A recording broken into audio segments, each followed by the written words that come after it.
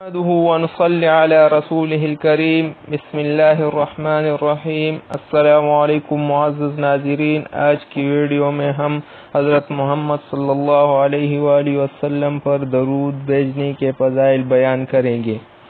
تو نبی کریم صلی اللہ علیہ وآلہ وسلم نے خبر دی کہ اللہ عز و جل نے ایک فرشتہ پیدا کیا جس کے بازو کا گھیراؤ مشرق و مغرب پر محیط ہے، اس کا سر تحت عرش اور اس کے پاؤں تحت ثرا میں ہے۔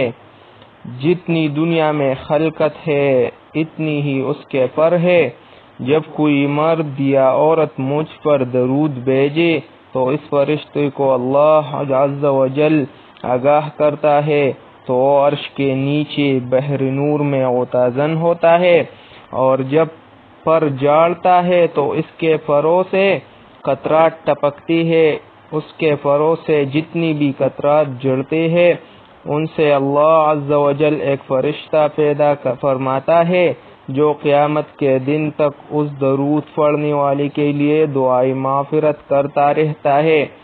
بعض حکماء کا کہنا ہے کہ جسم یعنی جسد کی سلامتی کم کھانے میں، روح کی سلامتی کم گناہوں سے، اور دینی ایمان کی سلامتی خیر الانام صلی اللہ علیہ وآلہ وسلم پر درود بھیجنے پر ہے۔